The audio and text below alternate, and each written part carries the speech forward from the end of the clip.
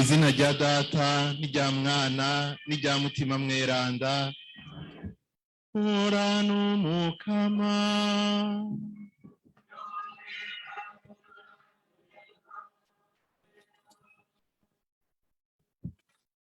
Bavukanye turi ku munsi w'Imana. Nk'abandi bakristo bose kw'isi yose, natwe tuninahaza umukama, duha icubahiro umukama nk'uko duhejeje kubiririmba, kandi dushaka guha icubahiro umukama muri iyi ndwi yose, eka mu buzima bwacu bwose, mu rukundo rwacu, mu ngo, mu miryango. Kwicubahira umukama mu kugendera ishaka ryayo, kwicubahira umukama mu gushingira intahe urukundo rwayo. None iyi nkuka y'imisa duhereza y'umunsi w'Imana kaba karyo no guhereza ibikorwa byose vy'iyi ndwi tugiye kwinjiramwo. Novuga ko igiye kuba indwi nyeranda y'abakundana, indwi nyeranda aho dusubira kuzirikana urukundo rw'Imana. Muri iyi nkuka y'imisa twisabire, dusabire n'abacu, dusabire abo twubakanye, dusabire abo twibaza ko umukama abidufashije twoshobora kubakana. Abandi dusabire kazoza kacu keza, dusaba ingabirano, dusaba inema dukeneye. Ijambo ry'Imana ry'uyu munsi harimo ijambo riza kugaruka kenshi, tuza kumva mu gisomwa ca mbere mw'Izaburi, eka mbere no mu nkuru nziza, aho tubwirwa yuko ahiriwe umuntu yishimiye umukama. Natwe dushaka gushingira urukundo wabubakanye w'imisore n'inkumi, ugwaruka kurushingira mu Mana. Aho hose dutwagwa n'ivyifuzo bibi vy'umubiri, aho hose dutwagwa n'ivyiyumviro vy'iyi si, aho hose tubeshanya mu rukundo, aho hose duca ku ruhande urukundo Kristo yatwigishije, tubanze dusaba imbabazi.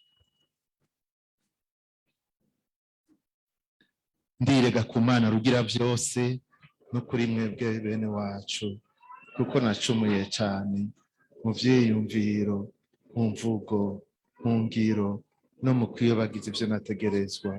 Niko naracumuye, cumura mbizi, cumura n'ibigirankana. Nico gituma ntabaza Mariya muhimbazwe, yamye ari umubikira, n'abamarayika n'aberanda bose, na mwebwe bene wacu, musabire ku mukama Imana yacu.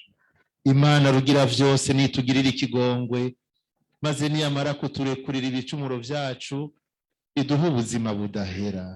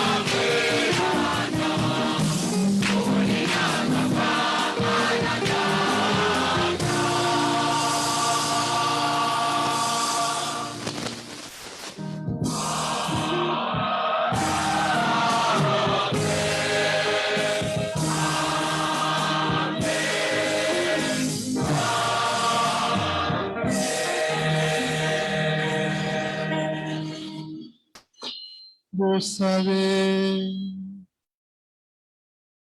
Mukama urakunda kwibera mu mishaha y'abakunda ukuri n'ubutungane. Dutabare rero udufashe kwama tugenzwa n'inema yawe,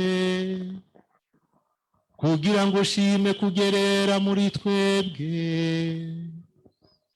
Tubigusabishije Yezu Kristo umwana wawe ari we Mukama wacu, we Mana musangiye ubuzima n'ingoma, hamwe na mutima mweranda mu myaka yose.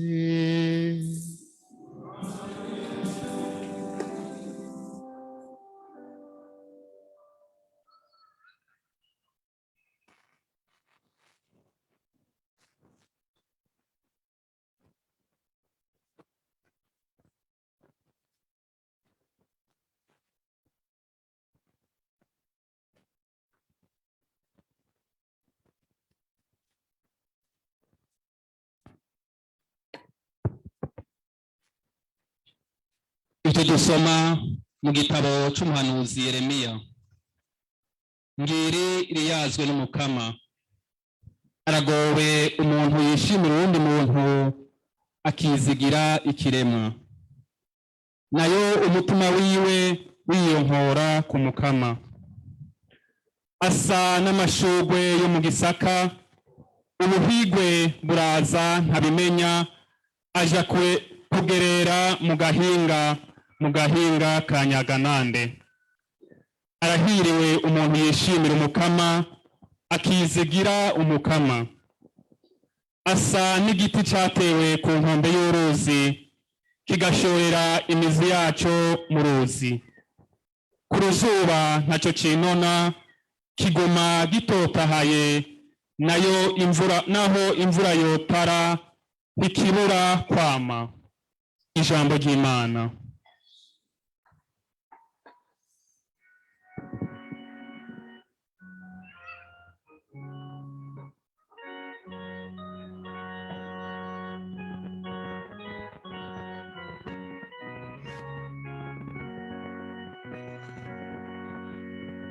Hahiriwe umuntu yishimira Umukama. Hahiriwe umuntu yishimira Umukama. Hahiriwe umuntu adagendera ku mohe y'ababisha, adakurikiza imigenzo y'abacumuzi, kandi ntiyicare mu gihari c'abantu bagashinyaguro, agahimbagwa nyabuna n'itegeko ry'Umukama, kandi azirikana itegeko ryiwe ijoro n'umutaga. Hahiriwe umuntu yishimira Umukama. Azomera nk'igiti gitewe iruhande y'imigende y'amazi, camwa ivyamwa ku mwaka waco, amababi yaco ntiyigera akabirana, ivyo akora vyose bizotungana. Hahiriwe umuntu yishimira Umukama.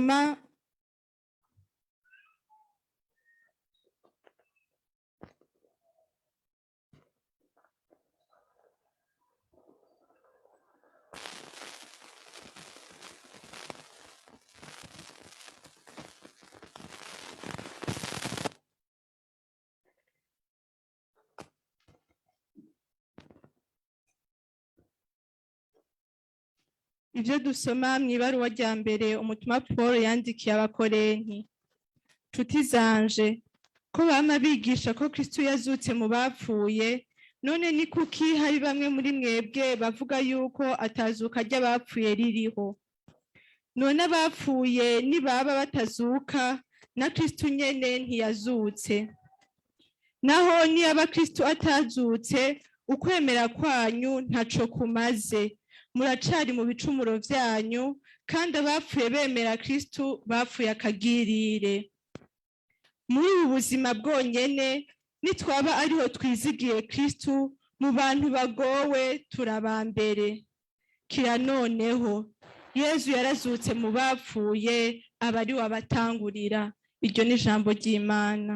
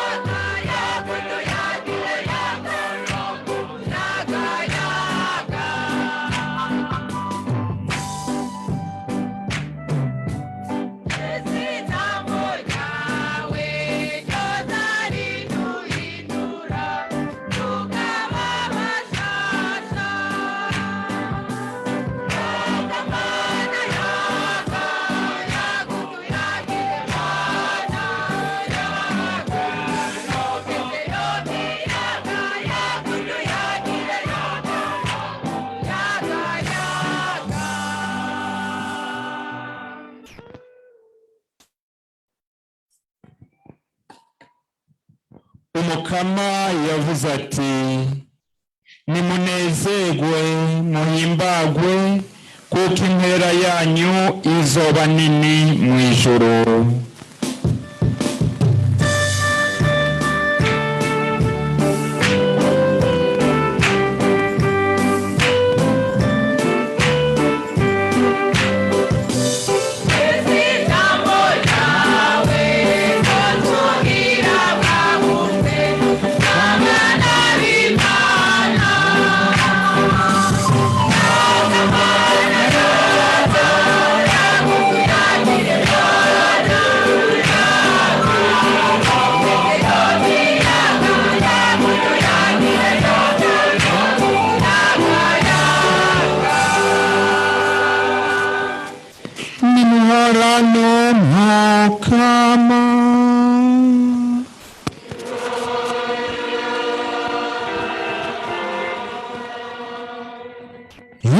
Dusoma mu Injili nyeranda yanditse Luka.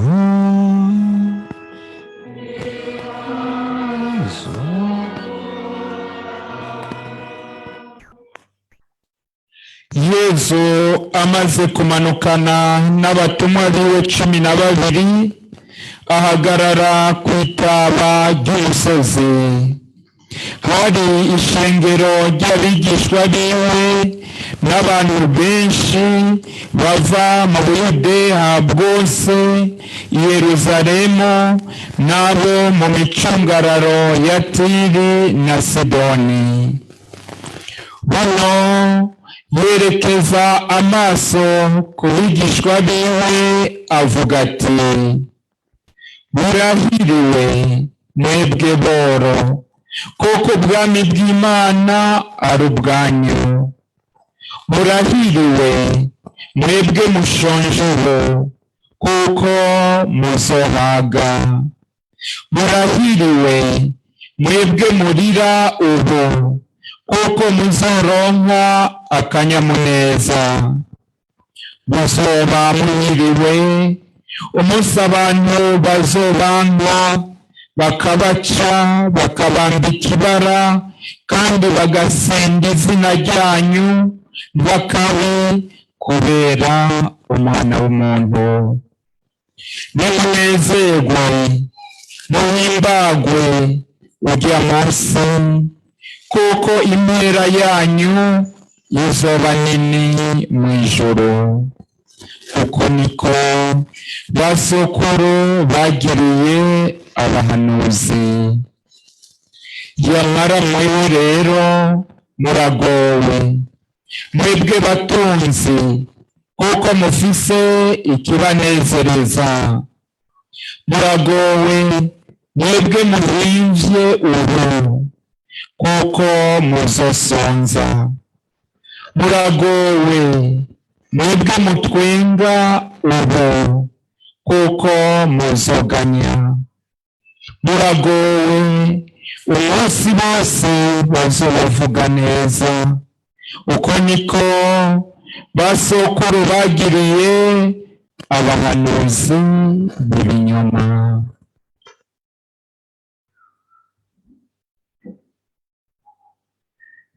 Nidushimagize inkuru nziza ya Yesu Kristo.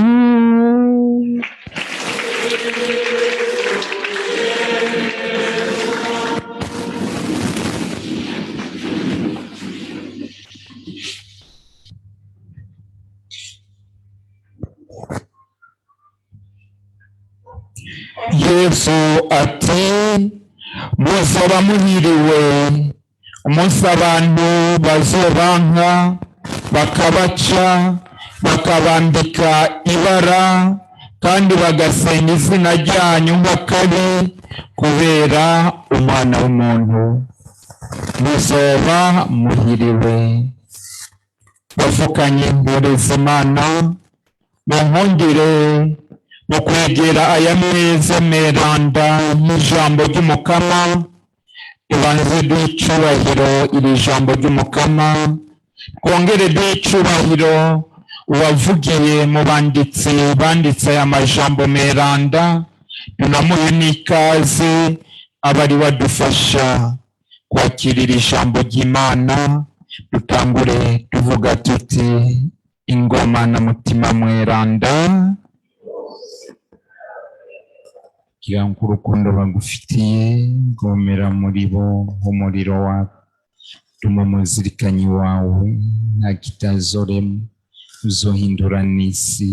Dusabe Mana wakwije mu bwenge bw'abakwemera, umuco wa mutima mweranda, irondo umuzirikanyi wawe nta byiza mutubera umuhoza ntaduhimbara. Ibyo turabigusaba kubwa Yesu Kristo nyene wa mukama wacu. Bavukanye mboreza Imana, tugire Kristo. Igihe nariko ndazirikana kuri bino bisomwa vyeranda vy'uno munsi, hari ibibazo nibajije nti mbega ko Yesu atubwiye abahiriwe abari bo, akatubwira aboro, akatubwira abarira, akatubwira abashonje, mbega Yesu yumviye ko abo bantu baba barushe? Nicyo kibazo nibajije. Nicyo gituma rero duhamagara mutima mweranda ngo adufashe kwakirira ijambo ry'Imana nuko uwaryanditse yashimye kuridushikiriza. Uno munsi icyo Imana ishaka kutubwira ni uguhitamo mu buzima, kwegera inama nziza tugahitamo Imana. Umuntu avuze guhitamo aba avuze kandi no guheba. Umuntu ahisemo Imana, hariho ibindi bintu byinshi cyane umuntu aca aheba mu buzima bwiwe. Ni nacyo gituma nashimye ko twokwakirira ijambo ry'Imana turizirikana mu majambo atatu yonyene. ijambo rya mbere ni iryo guhitamo. Ndavuga nti hitamo umukama.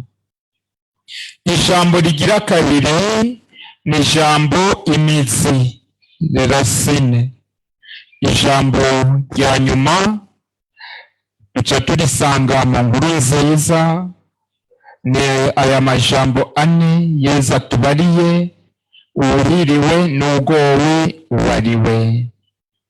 Ijambo rya mbere twotangura tuzirikana, mu mbondire turyinjiremo dutanguriye kuri aya majambo dusanga mu ibaruwa ryandikiwe Abahebreyi kigabane cya 4 akarongo ka 12, aho mwanditsi atubwira ati: ijambo ry'Imana ni rizima, rirarangura icyo rivuga, rirarusha gukarira inkota y'ubugi bubiri, rikanyengetera gushika kuri ka gahande gatandukanya umutima n'ubwenge, ingingo be n'imisokoro, maze rigasobanura ivyifuzo n'ivyiyumviro biri mu mutima. Ijambo ry'Imana ni rizima. Aya majambo yose tugiye kwakira aduha ubuzima. Ijambo ry'Imana rirarangura icyo rivuga. Yesu avuze, ibyo avuze biba birangutse. Nk'uko twabibonye mu ntango, Imana yaravuga iti: amazi nabeho agacabaho, amazi natandukane, haboneke ahumutse, haboneke ijuru, haboneke hasi, bigaca bibuko nyene. Ijambo ry'Imana rirarusha gukariha inkota y'ubugi bubiri. Ijambo ry'Imana ririnjira mu mitima yacu, rikatugira abantu bashasha. N'abaca tubwira bati: rikanyengetera gushika kuri ka gahande gatandukanya umutima n'ubwenge. Umuntu aremwe, Imana yaremye, afise umutima akagira umubiri. Muri uwo mutima wiwe niho haba n'icicaro c'ubwenge. Iryo jambo ry'Imana rero aho hose rirahashika. Iryo jambo ry'Imana ntirigarukira ngaho gusa, batubwiye bati rigasobanura ivyifuzo n'ivyumviro biri mu mutima. Rigasobanura ivyumviro n'ivyifuzo biri mu mutima. Umuhanuzi rero Yeremiya muri kino gisomwa cya mbere aca tubwira rero ati: arakavuma. Dusomye muri rya Bibiliya nshasha handitse ngo arakavumwa, mugabo muri iri jambo ry'Imana badusomeye banditse ngo aragowe. Arakavumwa canke aragowe umuntu yishimira uwundi muntu, akishimira ubukomezi bw'umubiri wiwe, ariko yakuye umutima wiwe ku mukama. Uyo muntu aragowe, uyo muntu arakavumwa.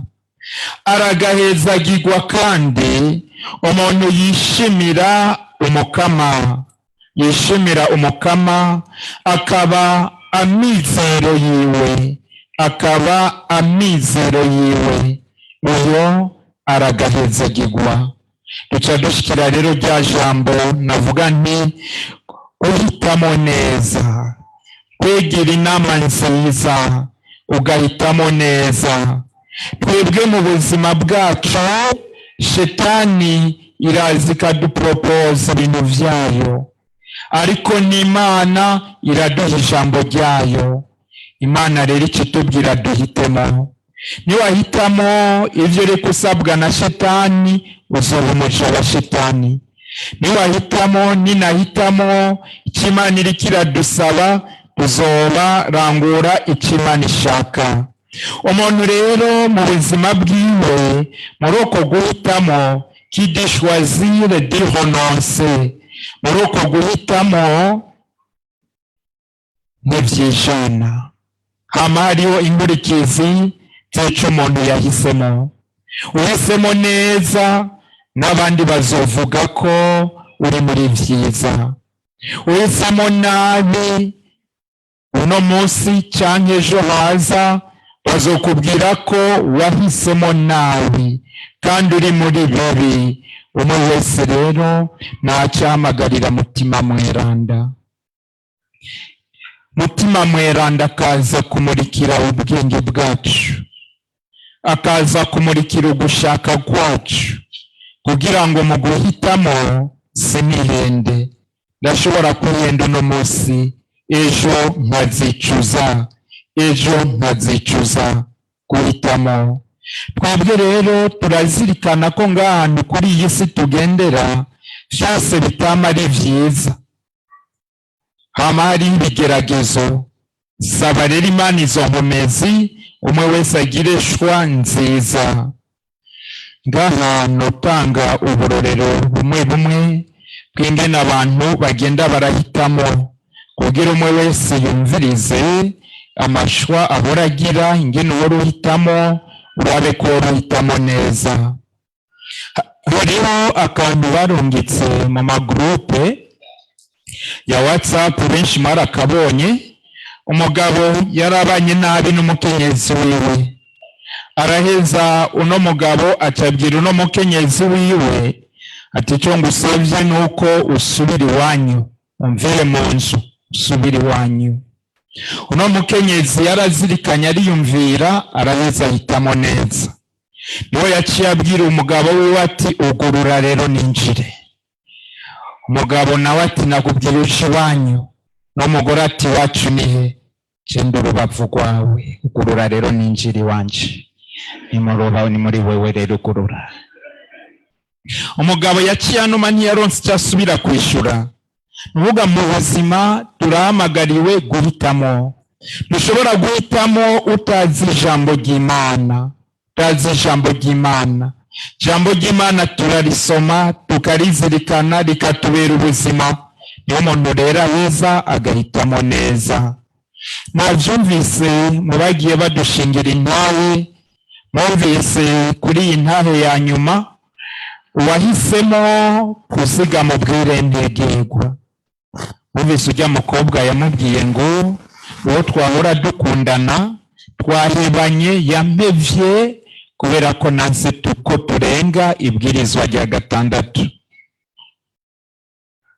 Kumbure ngansinzi ubabaza bigeme bari ngaha, wowe musheri wawe niyabigusaba uremera umuhebe cyangwa uremera umwihe? Sinzi nyisho umutanga. Wemeye kumuheba, muroko kumuheba niho yaciye ahura n'uw'Imana yamuteguriye. Rero uw'Imana yamuteguriye yaciye aba wa mugabo yabitubwira ngaha. Niyo Imana yari yamuteguriye. Uvuga iyo yemerera uwo wa mbere yari kuba atwaye utaruwiwe. Iyo rero umuntu ari mu kibanza atari iciwe araruha cyane ku mutima, arakuruhisha. Iyo umuntu ari kumwe n'uw'Imana yamuteguriye niwe aruhuka neza. Hitamo. Uko guhitamo kuca kujana no kugamburuka l'obéissance. Umuntu atagamburukira Imana n'ibindi bica bimugora. None utagamburukira Imana uca umenya ukurikira nde ukareka nde. Na rero umuhanuzi Yeremiya aciye atubwira ngo arakavuma umuntu yishimira uwundi muntu. Amajambo y'abantu aherana n'abantu, ariko ijambo ry'Imana ryamaho kandi rizokwamaho. Urahiriwe uhitamo neza, uhitamo ijambo ry'Imana. Niwishimira umuntu, niwishimira umukama. Ni naco gituma naho bitajanye cyane murambwira imisore n'inkumi bambaza ngo none womenya gute ko muri kumwe ari umukama yaguteguriye? Ndababwira nti amajambo muvugana yose arahera. Ikikwereka ko ari we muri kumwe genda urabe ingene ashira mu buzima bwiwe bwa minsi yose, ingene ashira mu ngiro rya jambo ry'Imana. Wewe rero ntiwizere uwo muntu ariko akubwira ayo majambo canke ubona, wizere iyo Mana ubona mu buzima bwiwe, niho uzoba uhisemo neza. Ntiwishimire rero umuntu, ntiwishimire umukama aba ari we ukurikira. Iryo jambo rica ritwugururira ijambo rya kabiri rivuga imizi. Twavyumvise imizi, racine. Racine kuri twebwe turi ngaha duca dushika kure. Nuko umuntu yibaza ati mbega navuye he? Mbega navuye he? Urizo mwicaranye tubo wavuye. Wavuye.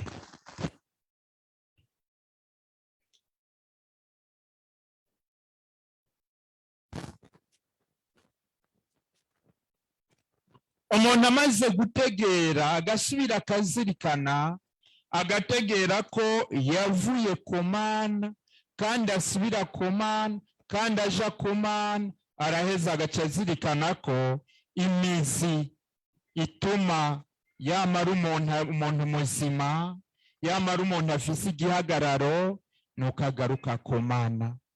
Tuzobizirikana ko muri izi nyigisho tugiye gutangura ko duhamagariwe gusubira mu ntango. Mu ntango Imana yavuze iti, Imana yakoze iki mu ntango? Imana yaremye umuntu, imuremeye ubuhigwe, imuremeye ubuhigwe. Tout le monde aspire au bonheur. Twese twifuza kuba abahiriwe, nta n'umwe yifuza kuba ugowe. N'abarya baja kwiba, aja kwiba yibwira ngo niyiba arariye azoba ahiriwe ko aronse ivyarya. N'abarya bica abantu, ari abaja kwica abantu yiyumvira ngo nihazoba ashikiriye ubuhigwe. Mugaye ikibazo gica kibiki, ubwo buhigwe nibwo Imana ishaka cyane n'ubuhigwe we agomba kwiha? Aho niho hacaza ikibazo. Twese rero Imana ituremye, yaturemeye ubuhigwe, kuba abantu bahiriwe, kuba abantu bahiriwe. Niho rero ntashikirira ijambo rya nyuma usanga muri no nkuru nziza ya Luka. Imbere yuko nshikira aya majambo ane, tubanze dutangarira igikorwa Yesu aranguye. Batubwiye bati Yesu amaze kumanukana n'abatumwa 12, ahagarara ku itaba ry'umusozi. Ahagarara ku itaba ry'umusozi. Novuga nti Yesu ahagarara nga muri Foyer de Charité. Ishengero riraheza rirakorana nk'uko twakoraniye nga. Abakoranye bari baje bavuye mu mihingo myinshi cyane. Hariyo nga batubwiye abavuye i Buyudeya, i Yerusalemu, i Tiri, i Sidoni. Hariho abavuye mu Bwiza, mu Buyenzi, abava i Burura, abava i Muyinga, abava i Bujumbura. Harimo abariko biga, bahejeje kwiga, bubatse abakiri bato. Twese twakoraniye ngaha dukoranijwe n'uwo Yesu Kristo. Ariwe rero aca dushikiriza ijambo rero. Uwo Yesu niwe aca tubwira abahiriwe ni bande, abagowe ni bande. N'abace batubwira ubwa mbere, Yesu yatubwiye ati hahiriwe aboro. Aca akoresha n'irindi jambo, hagowe abatunzi.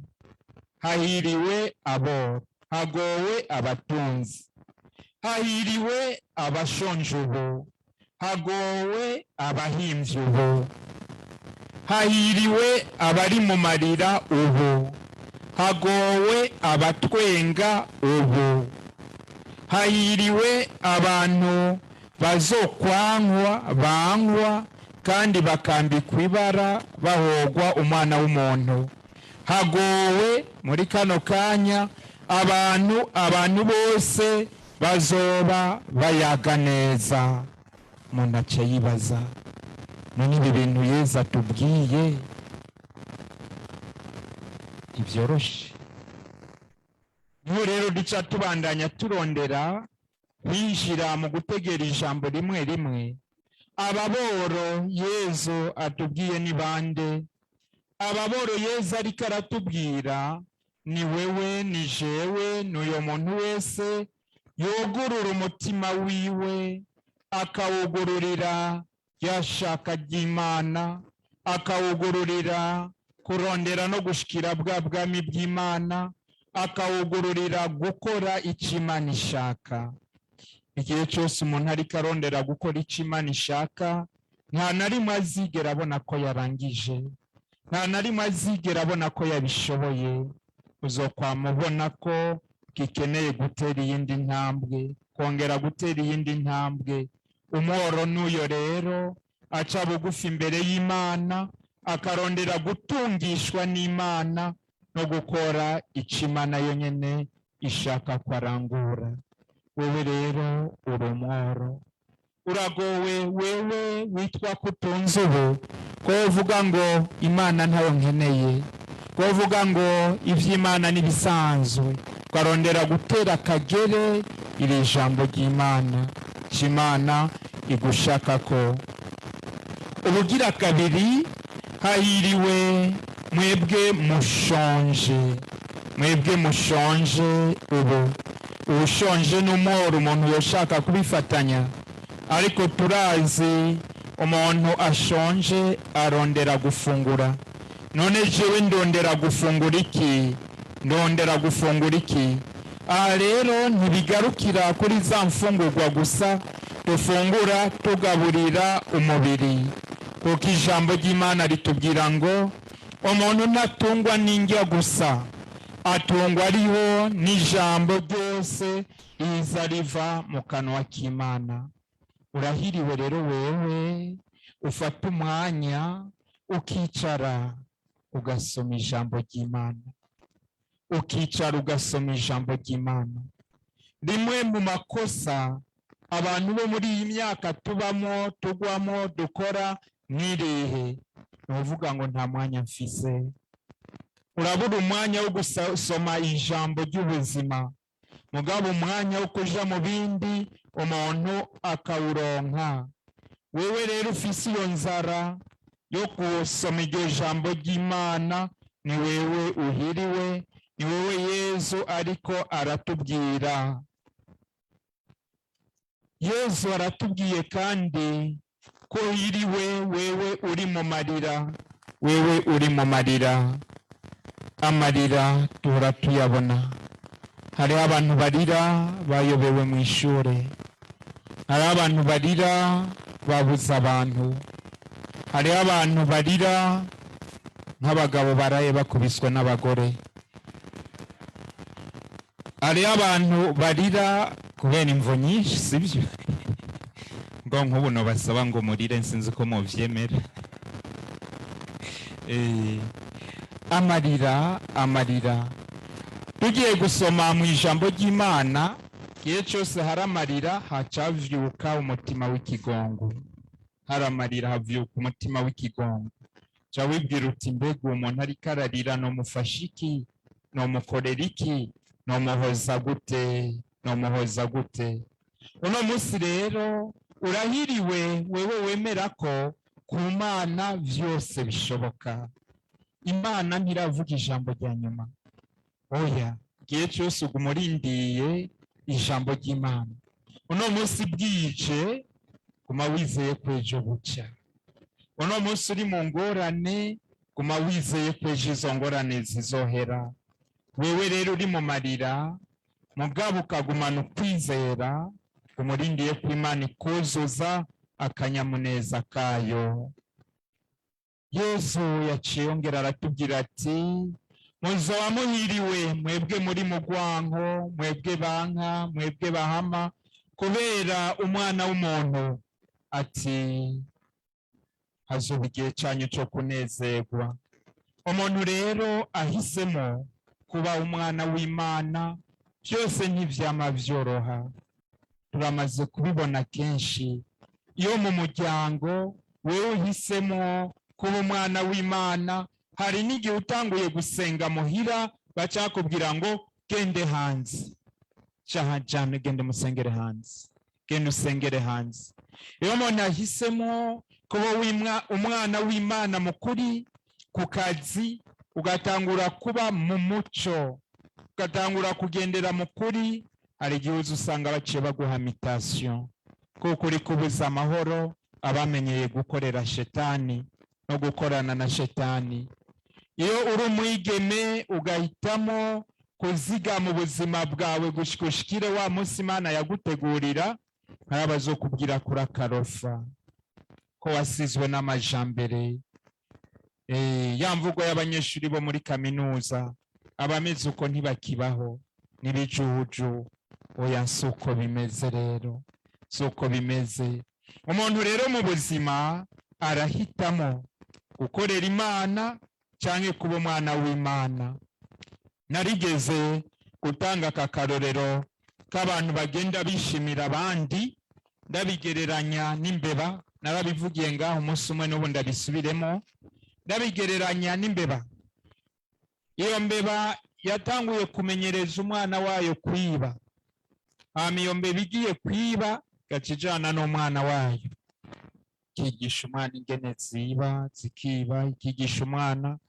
Mu nyuma izo mbeba zigenda kwiba mu rugo rw'umuntu yari yaziganije utuntu twiwe tuzomutungira abana. Agiye kuraba asanga imbeba zagiyemo zibye, aravuga ati none izi mbeba je nzozigira gute? Yiryamiye yumva za mbeba aca avyuka zica zimusiga, avuga ati reka rero nta kundi, carondera akamashu ko guhasha izo mbeba. Niho yagashira ngaha aratega, za mbeba zigarutse ya yindi yari kiri iramenyereza iyindi, kigenda aba niyo yinjira ubwa mbere kirafatwa.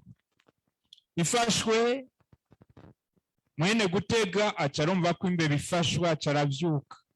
Niho ya mbeba yindi acibwira nyina ati ma tugende turafashwe tugende.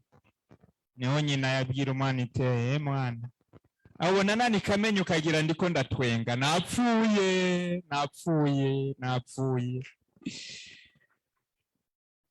Umuntu mu buzima arahitamo, uhisemo neza urahezagirwa, uhisemo neza nabi inkurikizi urazibona. Nivyo dukunda kubwira n'aba bakiri bato bacu, ukubakana n'umuhungu wihaye uzopfa warushe, kubakana n'umukobwa wihaye azokuruhisha. Ngo ni ubakana n'Uwimana iguhaye uzohezagirwa. No mu buzima nuko nyene, niwagenda kwiga ukiga baguha amanota ya gusa, utemera kwiga ngo ubabare mu buzima, zogenda kwa muganga uvura umuntu nabi, bakuburanye bazogufunga. Naho batogufunga uzobora amahoro muri wewe, kubera ko umuntu yapfuye kubera ubusamazi bwawe. Mu buzima rero nuko kugira ngo duhitemo neza rero nukugaruka kuri rya jambo ry'Imana. Urahiriwe wewe rero muri vyose wahaye Imana ikibanza ca mbere. Urahiriwe wewe muri vyose wamuhitamo Imana no gukora icyo Imana ishaka. Muri iyi ndwi rero tugiye kumara ngaha, nyakubahwa patiri yamaze kubibabwira, tuzoheza rero dusubire arahasine iyo twavuye. Mbega mu ntango Imana yatubwiye iki? Ni naco gituma rya jambo ry'Imana niryo rizodufasha kumenya iyo twavuye. Niwasomye ko kuva mu ntango, kibazo ni iki? Mu ntango hari iki? Ijambo Imana yavuze mu ntango ryari irihe? Mu buzima si twe twoba twaravyononye. Ibi rero bica bidufasha kubandanya twibuka n'amasezerano twagiye turasezerana n'Imana. Mwibatisimu Imana yatugize abana bayo, none ndavyibuka. Gihe nagira ubugeni twarasezeranye n'uwo twubakanye, aho hari mu ntango yo kubana, ndamubwira nti jewe ndemeye wowe ube umugore wanje, jewe ndemeye wowe ube umugabo wanje, mfashijwe n'inema ya Kristo ndakwemereye kutazoguhemukira mu buhigwe no mu magorwa, ukomeye cyangwa ugwaye nzogukunda, ndagusonera iminsi yose mu buzima bwanje. Ndacibuka mu ntango ijambo twasezeranye, ndacagibuka mu mihari yose aho twagiye duca, mu mihari twaciyemo, ndagano twagiye turagira, ndacavyibuka mu ntango. Tuja dusubira rero muri rya jambo ry'Imana, aho tuzoca tubona ko Imana ijambo ryayo rirakarishe, ririmo ubuzima, kandi ijambo ry'Imana rirarangura icyo rivuga. Imana iremye, duca tubona icyo Imana yashaka. Ibyo byose tuzobizirikana. Twongere tuzirikane kuri rino jambo rikomeye riza rivuga ngo icyaza kubabwira cyose muragikore, icyaza kubabwira cyose muragikore. Aho hose murumva ko duca tugaruka kuri bwa bugamburutsi, kugamburuka. Umuntu wese agamburuka arahezagirwa, umuntu wese agaba biramugora. Kugamburuka, ubugamburutsi mu buzima bwacu. Tuzongera kandi tuzirikane kuri iri jambo, uwundonse abaronse ubuzima, uwundonse abaronse ubuzima. Urahiriwe we uri kuraronka ubuzima, ko ubuzima tubuhabwa n'Imana. Uwundonse abaronse ubuzima. Tuzoheza rero muri ino ndwi kandi dusozere twongera dusaba ya mihezagiro y'Imana, twongera twemerera Imana kubandanya dukingira ubuzima bwacu, umuntu agakingira ubwenge bwiwe. Papa Benedikito wa 16 niwe yigeze gutanga inyigisho, yigisha avuga ngo urahiriwe wewe ucunga umutima wawe kugira ntihagire ibintu bibi vyinjira mu mutima wawe. Ngaha nkuko mwabishingiye intahe, mwarabibonye kandi muravyemeza. Iyo umuntu ahisemo kuzigama ubwerentegerwa, agakingira ivyumviro vyiwe,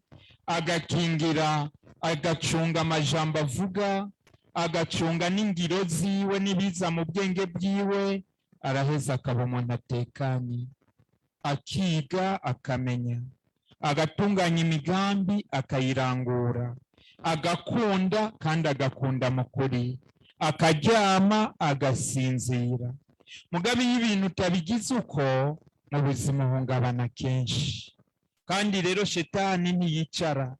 Niwahitamo iyo nzira y'ubwerentegerwa, uzoca umenya ko n'inzira ya shetani kugwanya nayo yuguruye.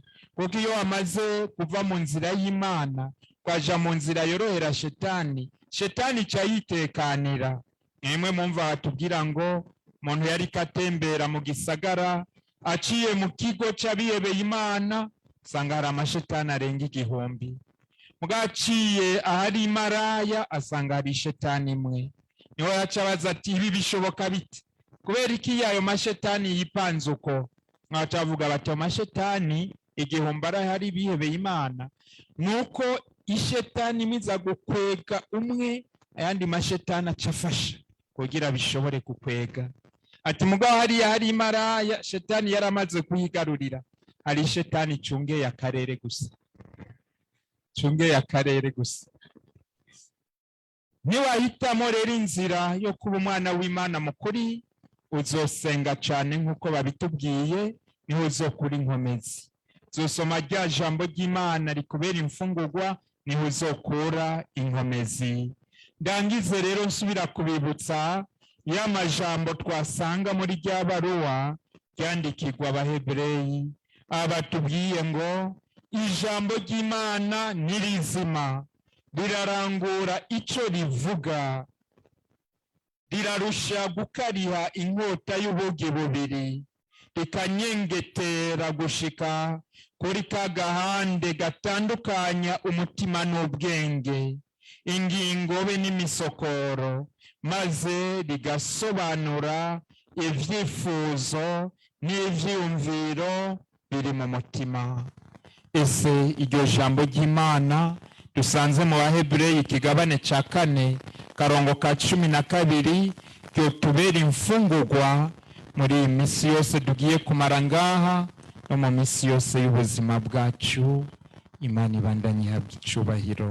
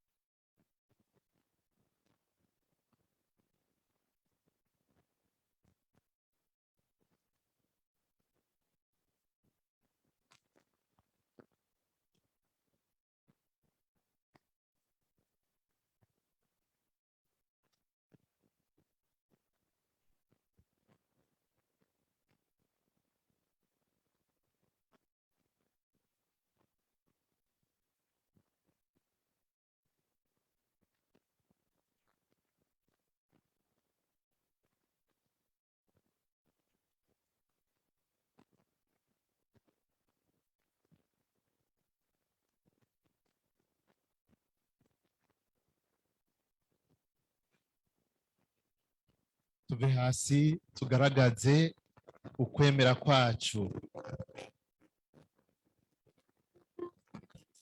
Nemera Imana imwe rudende, Data mushobora byose, yaremye ijuru n'isi, ibiboneka n'ibitaboneka. Nemera kandi umukama umwe Yezu Kristo, umwana w'ikinege w'Imana, yavyawe na Bikira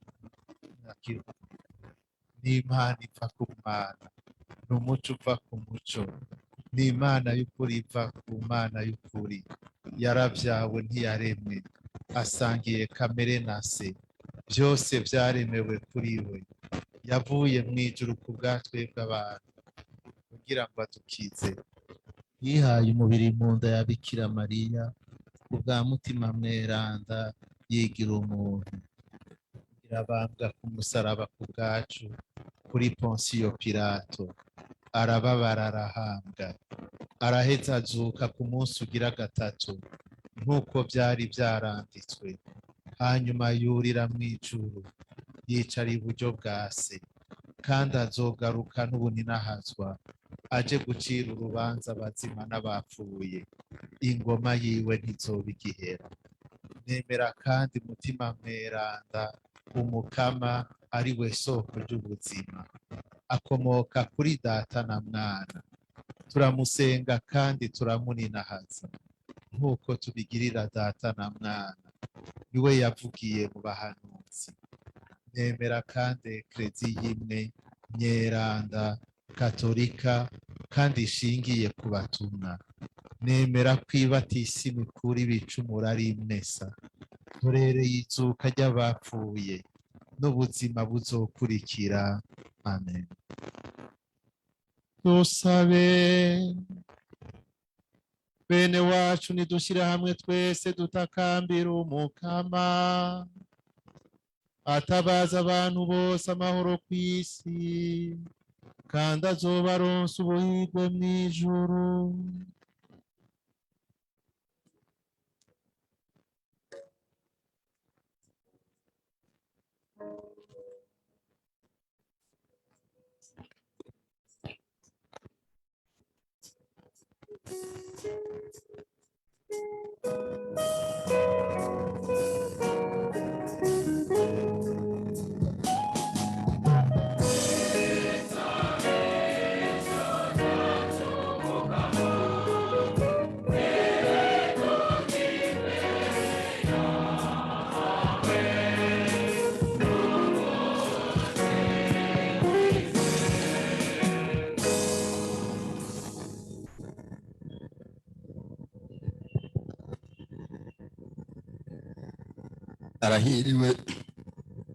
Arahiriwe umuntu yishimira umukama, akizigira umukama.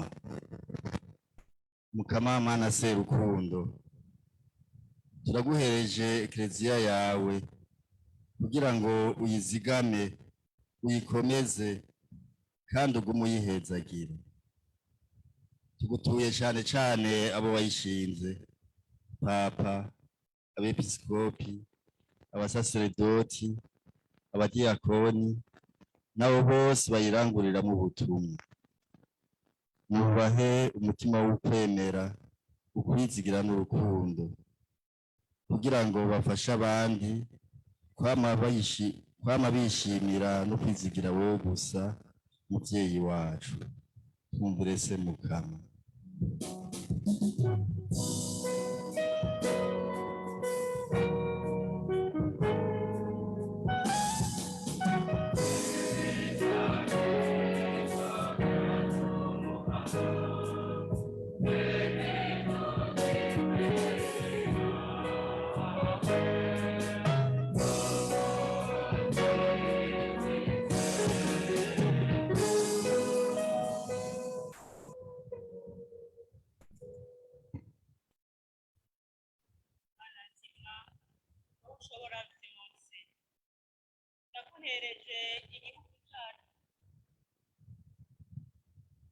ndaguhereje igihugu cacu c'Uburundi, ugihunda amahoro yawe. Ndaguhereje abarongoye iki gihugu, ubahunda amahoro n'urukundo, batwarire neza igihugu wabashinze. Twumvire Semana y'urukundo.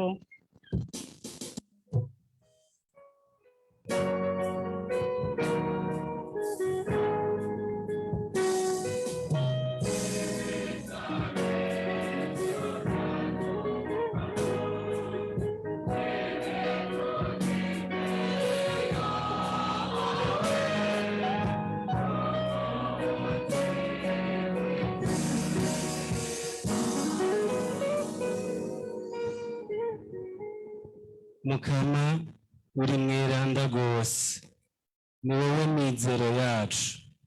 Mukama turaguhereje abantu bose bari mu bihe bigoye. Turaguhereje na cane cane abagwayi bari mu bitaro bitandukanye, abatagira ikibagwaza, abatagira ikibagemurira, eka abo bose bantakirenguka. Mukama nubasaneko urukiza rwawe rubasagi.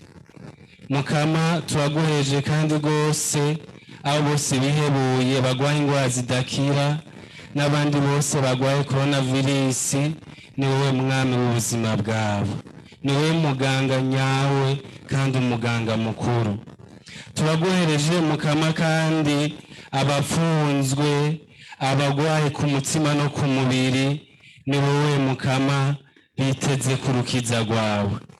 Nubatabaze, nuramvura ukuboko kwawe kubakoreko, maze bakubone, bagushingire intahe, wowe mukiza ukaba n'umuvyeyi wacu. Turabigusavye Mukama.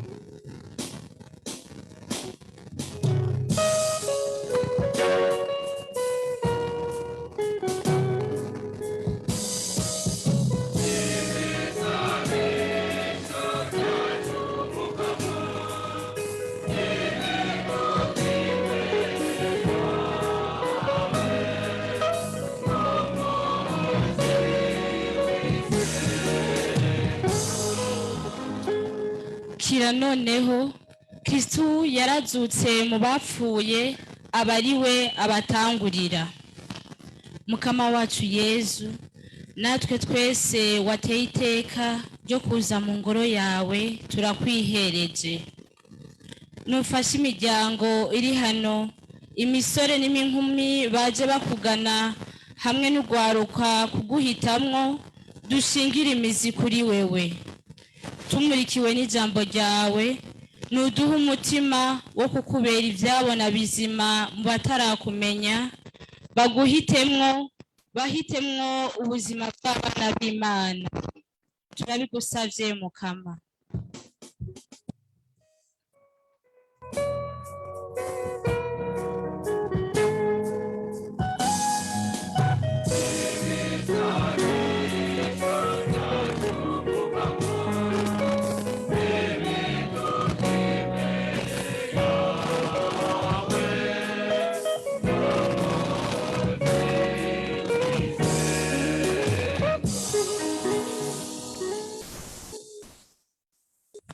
Mukama mana yacu, wewe bwirukiro n'amagara yacu, tega amatwi ekleziya yawe ikwambaza ibitumwe n'urukundo rugukomokako, turonse ivyo tugusaba turakwizigiye, tubigusabishije Yezu Kristo Mukama wacu.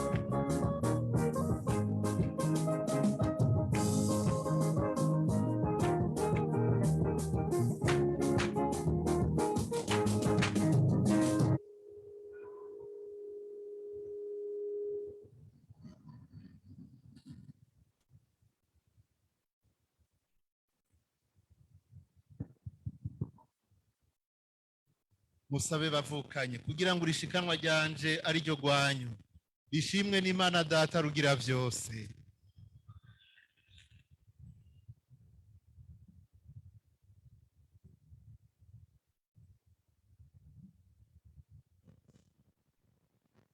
Dusabe. Iyi mperezwa tugutuye Mukama, niducyorore kandi tugire beranda, nironkere kandi abarangura ugushaka kwawe impera y'ubuhigwe budahera.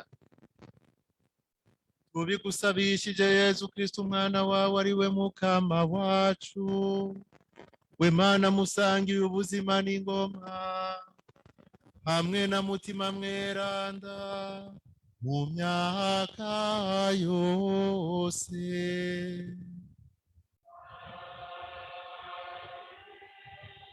Orane umukama,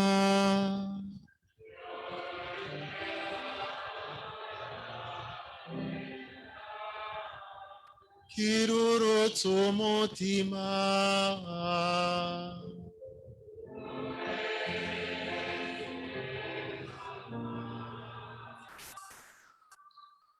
nidushimire umukama Imana yacu.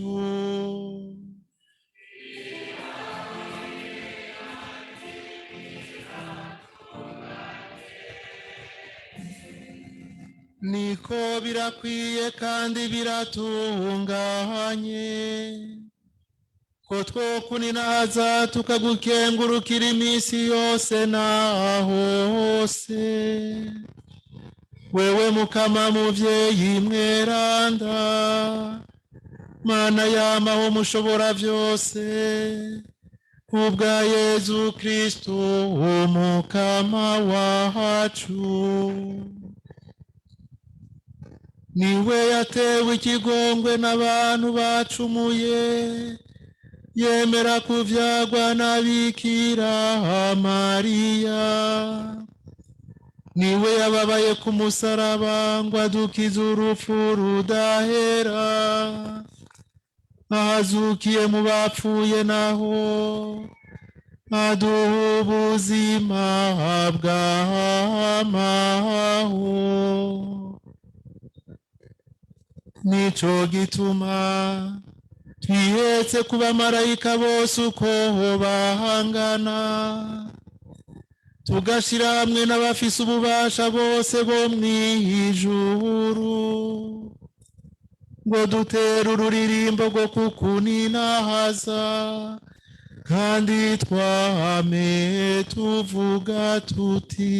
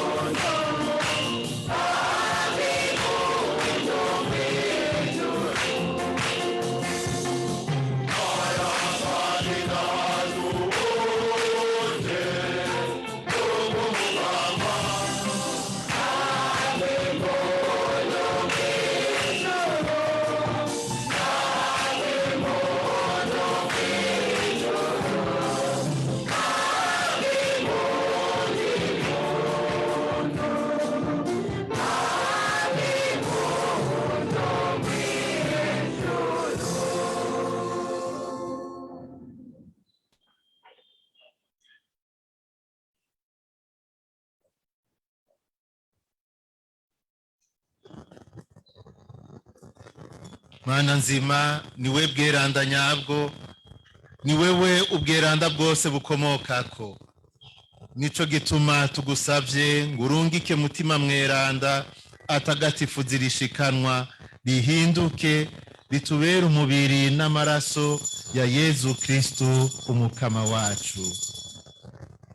Igihe bagira bamufate agira ngo atangure kubabara kuko avyishakiye, yafashe umukate aragukengurukira arawumanyura awuhereza abigishwa biwe avuga ati akire mujye mwese, iki n'umubiri wanje uza gutangwa ku bwanyu.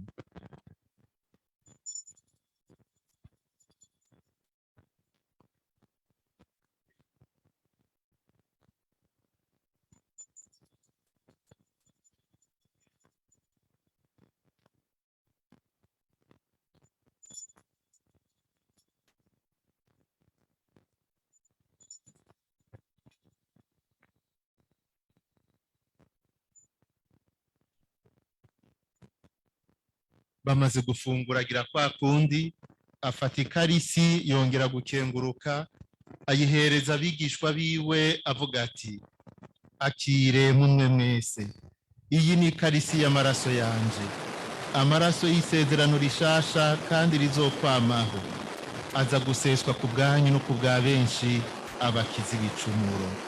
Ivyo murabigire munyibuka.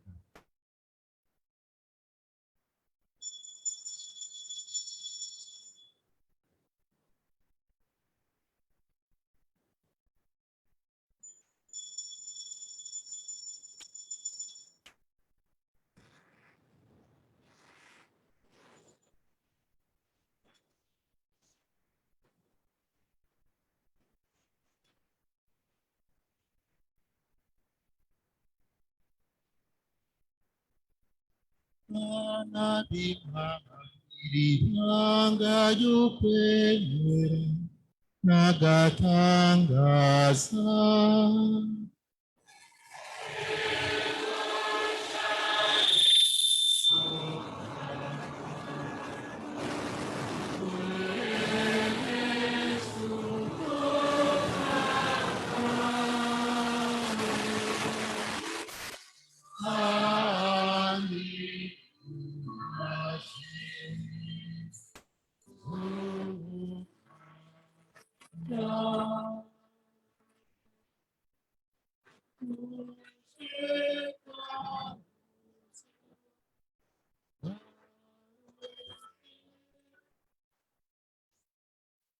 niho rero mukama twibuka ugupfa no kuzuka ku mwana wawe tukaguhereza umukate w'ubuzima n'ikarisi y'ubukiriro tukanakenguruka ko waduteye iteka ryo kurenguka imbere yawe ngo tugushikanire iyi nkuka turatakambye dushimitse ngo umutima mweranda dukoranirize hamwe aduha umutima umwe ko dusangiye umubiri n'amaraso ya Kristo.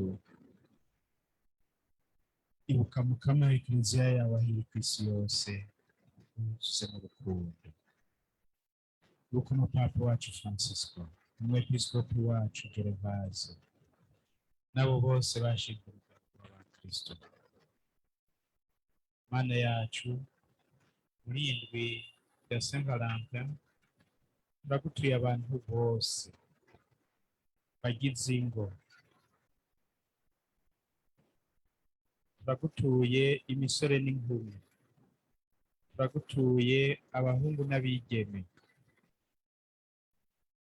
turagutuye abapfakazi, eka bo bose muri iyi ndwi bashaka guhindukiza amatwi y'umutima n'umubiri wabo ngo bakumvirize dawe ubigishe urukundo ico ari cyo, ingene borugendera n'ingene borusasagaza. Aho bari hose, abari aha mu Burundi n'abari ku isi yose bakurikirana indwi ya Saint Valentin. Turagutuye kandi umwana wawe Ndayirorere Jolie Nael akwije imyaka 5 avutse, umwana wawe Ndayirorere Giovanna Mayira akwije umwaka avutse. Turagutuye n'uyu muryango usaba urukundo n'ubumwe, n'uyu gusaba ikigongwe no kubohoka. Nubaronse ibyiza bakeneye, wongere urabe ryiza abarwaye bari mu Aloyizi, Patiri Benjamin, Hyacinthe, Audace, Nadege na Leonie, batabaza ubukomezi bw'umutima n'ubw'umubiri.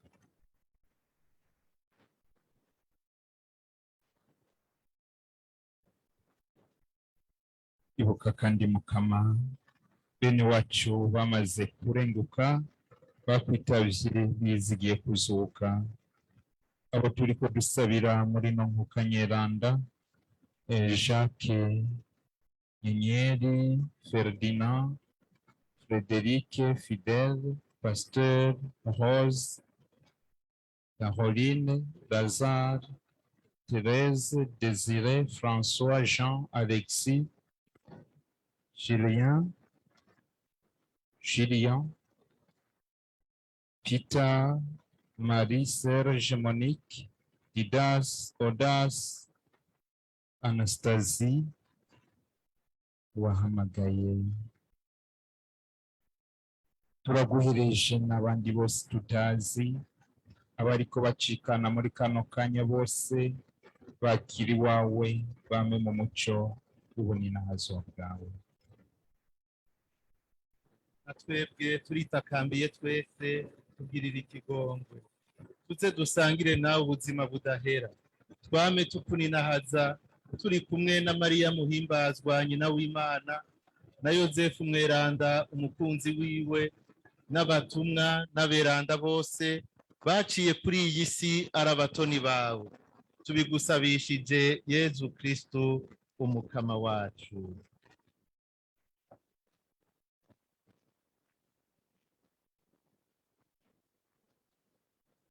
Ubwiwe hamwe nawe no muri wenyene nutegwa iteka ry'ugusengwa, Mana Data mushobora byose, hamwe na mutima mutagatifu, ongera uninahazwe mu myaka yose.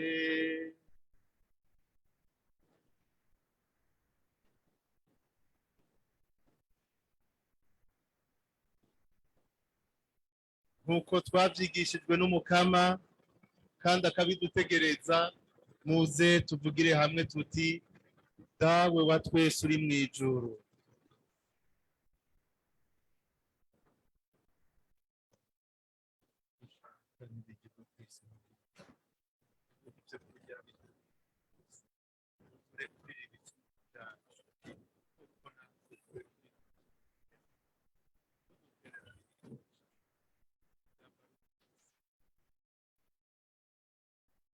Mukama, turakuzamvye n'udukiza akabi kose, udutabaza amahoro muri iyi minsi turimo, maze utugirire impuhwe, wama udukingira igicumuro, twame mw'itekane ritagira inkomanzi.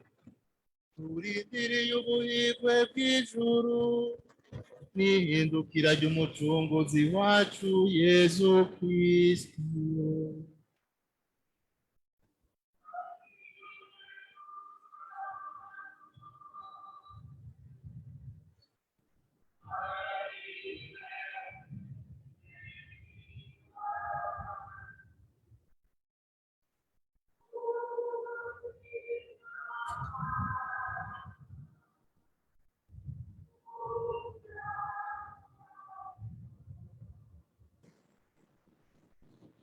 Mukama Yezu Kristo, wewe wabwiye abatumwa bawe uti: ndabasigaranye amahoro, ndabahaye amahoro yanje.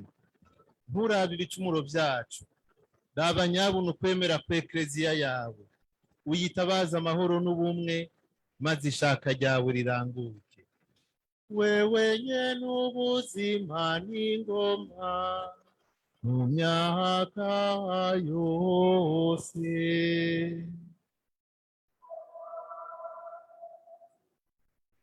Horana amahoro y'umukama.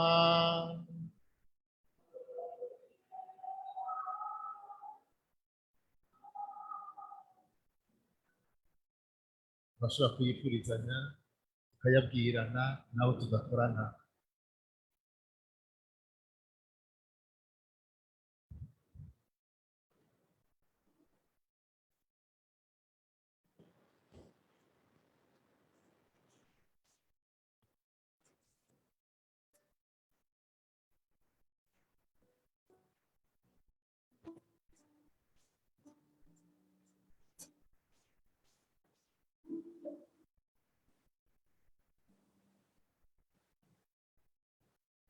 Barahiriwe abatumire b'Imana, nguyu umwagazi w'Imana, nguyu ukura abantu ibicumuro.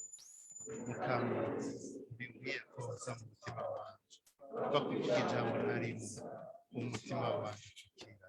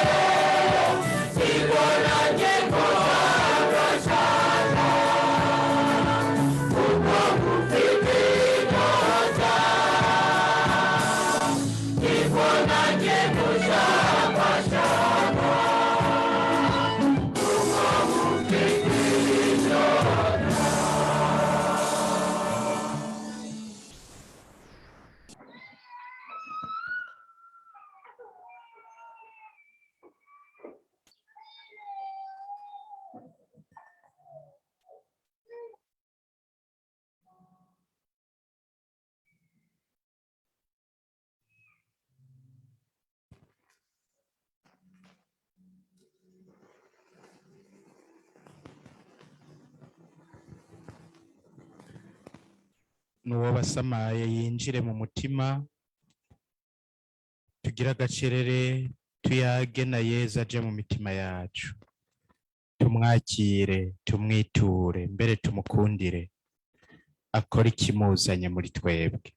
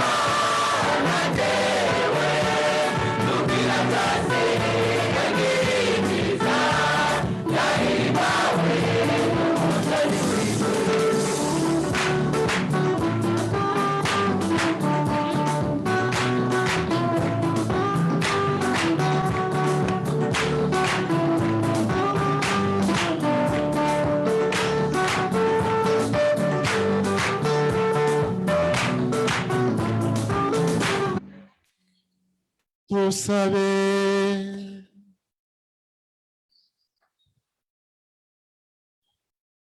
Mukama, wewe watugaburiye ivyo vyiza biryoshe vy'ijuru, turakuzamvye. Nuduhe kwama tubigirira inambu, kuko ari vyo bituronsa ubuzima bw'ukuri.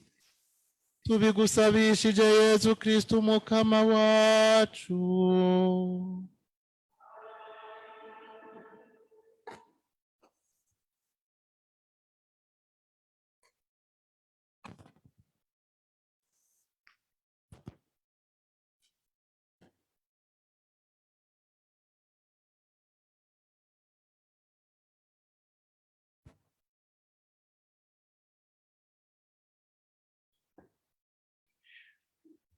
Hariho amatangazo twifuza kubashikiriza. Itangazo rya mbere nuko ejo ari wo munsi nyezina w'umweranda Saint Valentin. Kandi turazi ko abatari bake muri mwebwe bamaze kuvyitegurira. Abantu bose rero turabatumiye. Ejo hazoba inkuka y'imisa yo guhimbaza umweranda Saint Valentin, ariko cane cane yo guhimbaza umukama wacu Yezu Kristu yaduhaye Saint Valentin, akaba n'umukunzi w'abantu bose. Ibitegekanijwe ngibi: kuva saa 10:15 gushika saa 10:45, nako ni kuva saa 10 gushika saa 10:45, tuzoshengerera Yezu mu Karistiya. Umuntu wese akunda Yezu arashobora kuza muzaniye agashugwe. Muravyumva? Utazokaronka iyajava ntazobura hakamura ngaha muri Foyer. Tuzoya twashize ngaha ikibanza c'uwo wese afite agashugwe abwira Yezu, ariko Yezu murabizi agashugwe ashaka gakuru sakuzozana mu minwe ni wewe nyene. Kuburya agashugwe uzomushikanira kazoba ikimenyetso ciwawe, ingene wewe wifuza kumubera agashugwe kamutera iteka, kandi ukakamushikiriza umubwiye n'ijambo. Nawe Yezu mukumva yarahebuje. Mwanye mwumva bamubwiye gushikaho nabo bamushingira itariki Yezu akabikurikiza. Mukumva yarahebuje. Duhejeje kumushengerera hazoca haba inkuka y'imisa. Inkuka y'imisa izotangura neza na neza saa 12 kugira ngo abazoba bava ku kazi tuborohereze ntibacererwe imisa. Saa 12 inkuka y'imisa izoba itanguye.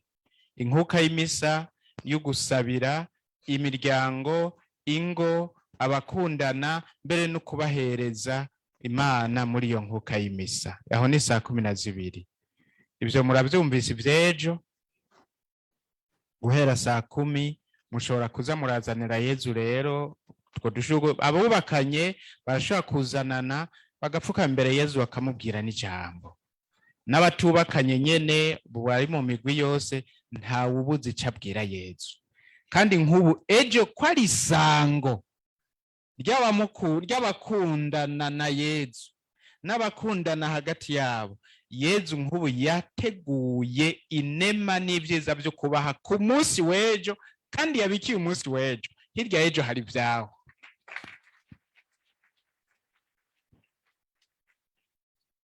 Ku munsi wa kabiri tuzokwakira saa 9:15 gushika saa 11:15 ugwaruka.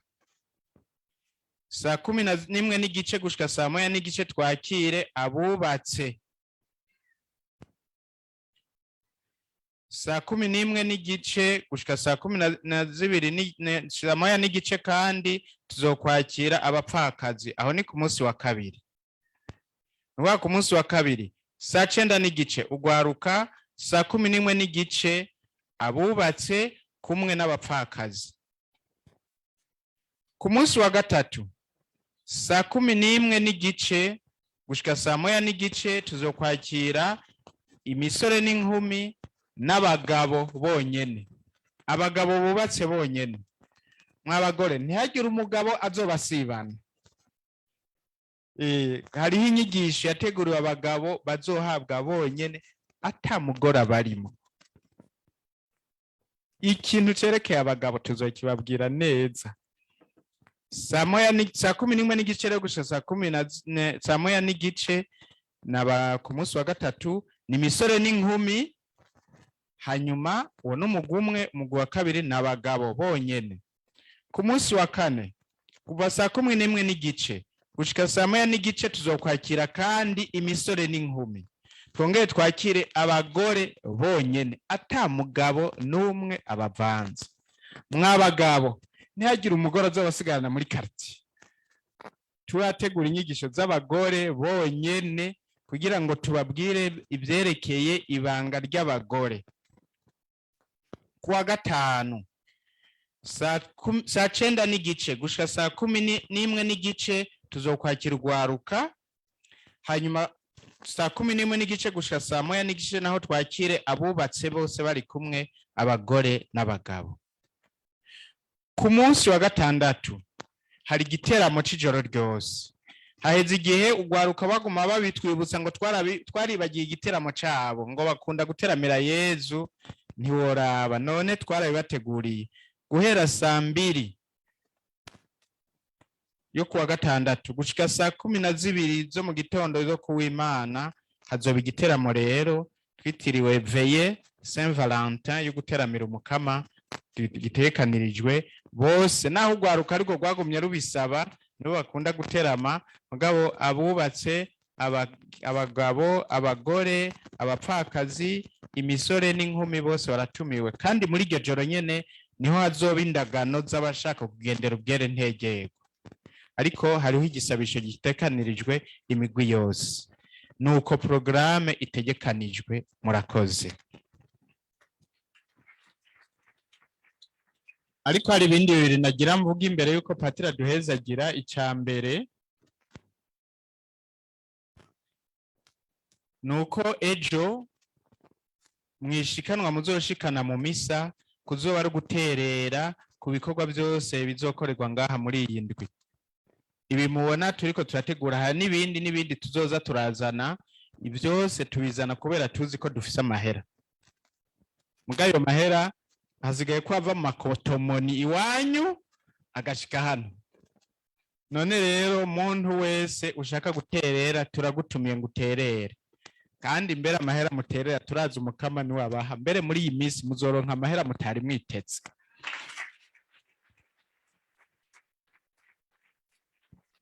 Kuko umukama arazi gutegekaniza ibikorwa ciwe. Niwe yazoyaronka rero ntazaca akarije amenyo. Amenye ko umukama muhaye kugira ngo atereye mu gikorwa ciwe. Ijambo rya kabiri nashaka kuvuga ni ijambo nashaka gutuma abantu babiri nabonye ngaha. Wa mbere nagomba gutuma niwe wa mfasoni. Wewe umugabo wawe azarakwibutsa kuramutsa Bikira Mariya, niyo uvyibagiye akakwibutsa uramubwira ko twamushimiye cyane kandi tumurungikiye umuhezagira. Uwa kabiri ni Ernest. Ernest ari hehe? Ernest turagutumye ku mugore wawe, mubwiye ko twamushimiye cyane kuko yagendeye ibanga akemera no guheba umufiyansa hako ahemukira Yezu. Mubwiye ko twamushimiye kandi tumurungikiye umuhezagira. Kandi ibyo ntitubigiriye abo gusa, tubigiriye n'abandi bose bameze gutyo. Uko niko ingo zikira, uko niko igihugu gikira. Kuko abantu bagiye kubaka banka guhemuka, none urugo rworeka gukomera. Umuntu yimenyereza kwanka guhemuka kuva akiri muto, akubaka yanka guhemuka. Nukuvuga nk'ubu Ernest ndazi umugore wiwe aramwizeye, naho yoja i Buraya, naho yoja muri Amerika, naho yomara y'umwaka canke ukwezi, agira ati ndazi umugore wanje ko adahemuka. Umugore wiwe nyene nuko nyene. Uko niko ingo zikomera, uko niko ekleziya iriko irarerera igihugu n'isi. nico gituma nk'ibi bikorwa mubona tubitegura tugacirako n'ukuguru kuko tuzi ko turiko turategurira ekleziya n'igihugu, nako ekleziya niyo bitegura, turiko turategurira igihugu n'isi abantu bibanga banka guhemuka, ingo zibanga zanka guhemuka. Kandi natwe murabona uko patiri uko turi batatu ngaha mutubona, mugabo ntituri twenye, turi kumwe n'abandi benshi mutabona ngaha. Tuzofuma ducirako n'ukuguru kugira ngo twame turonka abajene, abaseribateri n'ingo zanka guhemuka. Tugire Kristo.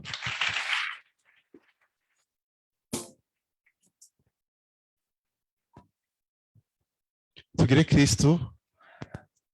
Imbere yuko twakira umuhezagiro, nagira ngo noriyante gatoya imfasha abantu bazozana ishugwe ejo, cyane cyane abo batarubaka, ariko nabubatse singira barazoroba nyene babigira. Muga batarubaka, nagira mvuge umwe amashugwe basatatu yoyo. Iyo umuntu aguhaye iroza, iryo bara ry'iroza nyene, iroza, ibara ry'iroza n'irya shugwe ryerekana urukundo. Iyo umuntu aguhaye iroza naho tubirwa aravuga yandi majambo, abakubwiye ko agukunda. Urukundo nyene ruriko ruraza, urukundo ruvutse urukundo. Muzaniye iroza rero Yezu, muca mwumva ico muzoba muvuze. Kandi rero iroza ku isoko rirazimvye. Mugabo iyo wumva ntiringanya n'ikiyeri, ico nico nzi. Kuko iroza rimwe ntihenze umenga sinzi ko ari 2,000 canke ari 1,000. 1,800 rimwe. Hanyuma uzanye ishugwe ryera, ishugwe ryera ryerekana ubutore, ryerekana ubusugi. Ubuzozanira ishugwe ryera Yezu, hariho ijambo azobavuze. Abasore n'inkumi muravyumva. Ubwere ntegerwa, ubutore la purete, ubutore la virginite, bisigura aussi la virginite.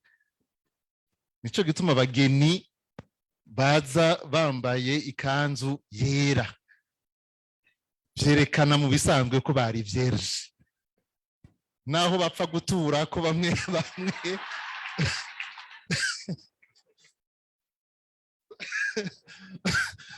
baturavuze ngo abavyononye bariko kuza bambaye ivyirabura. Mu bisanzwe baje bambaye ivyera, baberekana ubutore bazanye. Mu vy'ukuri niko vyobwirijwe kuba. Nimwazana agashugwe kera rero, hari ijambo muzoba muvuze mwebwe nyene. Ibara ritukura, ibara ritukura, ishugwe ritukura ryerekana urukundo rwitanga. Nka rumwe rwa Yezu ku musaraba, muca mwumva ivyo arivyo. Urukundo rwitanga gushika rusesa amaraso. Niwe wazanira ishugwe Yezu ritukura, hariho ijambo uzobuvuze ryo kumukunda no kumwitangira. Hari naho uwunyemereye yuko uzogira nka wa mufasoni twumvise, yuko naho umugabo umusore canke inkumi yo guheba, uzokwemera gusesa amaraso no kuvuga, uzokwemera ukababara mugabo ntucumure. Hari naho hari ico uzobuvuze, hari naho uzobubwiye Yezu ko ugomba kumukorera mu butumwa kw'iparuwasi. Hari naho ushatse kuvuga yuko uwo mwubakanye wosaba Yezu urukundo kugira ngo uhe inema yo kwigorera, yo kwitangira umuryango wawe. Umwe wese arafite icyo ashaka kuvuga. Ibara ry'umuhondo ntangezaho mugabo, ibara ry'umuhondo ririmo byinshi, mugabo ryerekana urukundo rw'ubugenzi. Ubugenzi, l'amitié. Hari uza akabwira Yezu ati ushaka kuba umugenzi wa Yezu gusa. bisanzwe ubugenzi busanzwe uhaye umukobwa mukundana ishurwe ry'umuhondo umubwiye uti dukundana ubugenzi busanzwe ibindi ngira ngo bizoza mu nyuma ariko hari n'igihe vyerekana ibindi urukundo ruri mu madidane urumva ntigera by'ukuri neza ntiritukura ego rigomba kwegerana n'igera mugabo ritera n'ubugenzi busanzwe reka ngezaho niwaza n'irindi ijya move muri liturujia ryo murarizi niryo mwikarema ego ijya vere muzana ikibabi c'urwatsi rutoto ashikaneye Yezu ni esperance n'umwizero aba yerekanye umwizero aya liturujia mbega irindi ni ngira ngo nayamaze aya liturujia yo nayamaze nivyo kwara kugira gusa ndaboriyante mugabo uzozana irisukunda atari uko mvuze niwe nyene ashobora kuba azi icyo ashatse kubwira umukama kandi igisabisho azocumva kwara ukuboriyanta gusa reka duhaguruke dusaba umuhezagiro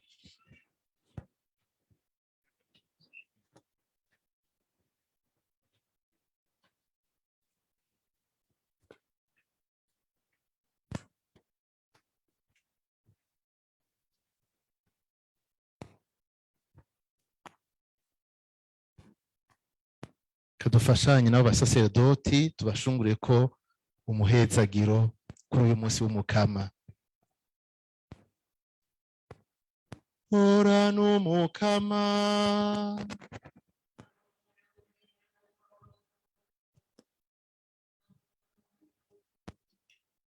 Imana rugira vyose nibahezagire kubera imbabazi zayo yongera ibashire mu bwenge bwo gutegera ubugingo bubahurukiza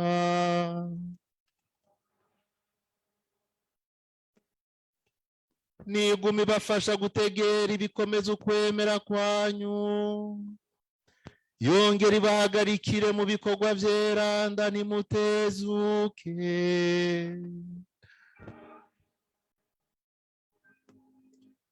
niyiyerekeze kwa mayira yanyu yose yongera ibereke inzira y'amahoro n'urukundo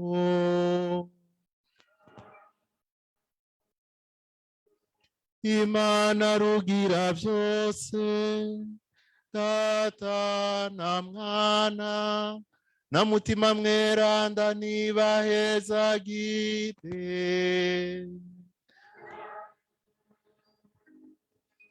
Shenguruke turashikanye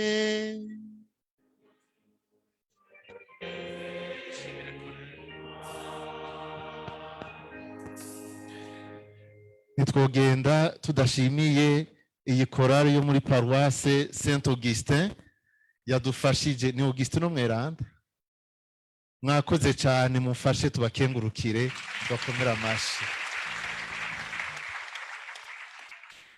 murakoze n'abandi bose mwibuke tubatere n'akamo burya hazo bikorwa byinshi ngaha ngira ngo nejo tuzobibibutsa kugira ngo n'abatari mu makomisiyo asanzwe afasha gutegura bamenye ko ayo makomisiyo ariho kandi mumenye ko hari ibikorwa ntimureke kuza guterera kugira ngo abantu baje mu nyigisho ijambo ry'Imana rishikirizwa rigiraho rishikira abantu bakiriwe neza murakoze mugira umunsi w'Imana mwiza